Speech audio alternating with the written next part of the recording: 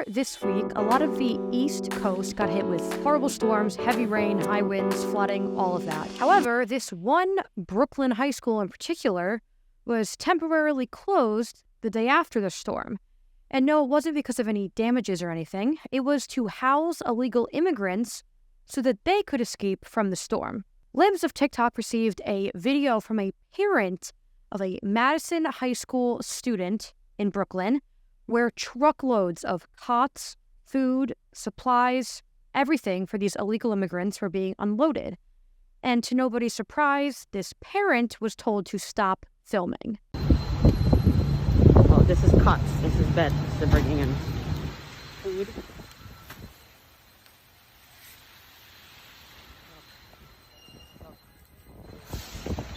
Look.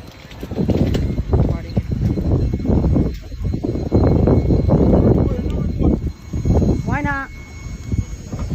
Why not? I gotta see where my tax dollars are going. New York City officials announced that nearly 2,000 immigrants from almost 500 families would be bused from their tents to Madison High due to concerns over their tents' ability to remain upright during these storms. Officials said that we are doing this out of an abundance of caution because of the high winds, and students, don't worry, would do their classes remotely while these immigrants took over their gymnasium and their auditorium. A graphic that was sent out explained that teachers would be available via Zoom only if requested prior by email. However, some parents came out and said that teachers didn't even show up when they were requested to show up. So the day was a bust. And here's something else interesting about Madison High. It's a scan school, which means that students get scanned upon entrance, but not for these immigrants. No, they were able to just bypass the checks. If you're watching, you can watch a video here of that. They were bypassing the checks and just walked right in. It's another example of students, being an afterthought and these illegal immigrants being the priority. And I'm going to keep adding more and more layers to this story because it just keeps getting worse. And apparently New York City schools have been planning these remote days like this for weeks now. In November, parents of these students received an email about remote learning readiness plans if there were to be a need for remote learning in the future, right? How convenient. It was a nice little cover-up, in my opinion, that these schools could say, hey, we warned you guys that this might be possible in the future. And what a coincidence that only a number of weeks later, where these students were removed from their school while immigrants were moved in.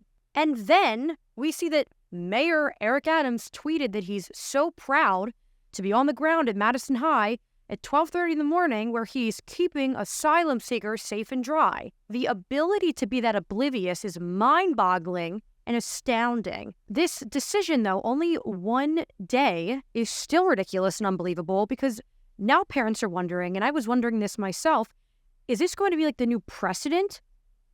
Should students and parents at other Brooklyn or New York City schools be prepared now to be relocated and temporarily having to do online classes every time there's like severe weather or a storm? Because now these officials are prioritizing illegal immigrants over these Brooklyn students? And where is Biden in all of this, you might ask? Where is he even like awake at these hours of the night?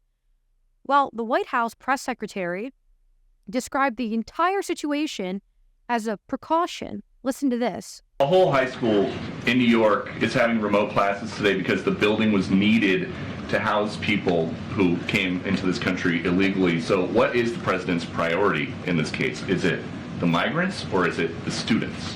So let me just clear this up a little bit. So yesterday, New York City informed us that as a precaution, they would temporarily relocate migrants staying at Floyd Bennett Field to a nearby high school. As of this morning, all migrants have returned to the facility at Floyd Bennett Field, and so anything specific as to the program and what decided to do and all of the specifics to that, I would certainly refer you to New York City. Removing kids from school, especially after they were already removed for so long because of COVID, is not a precaution.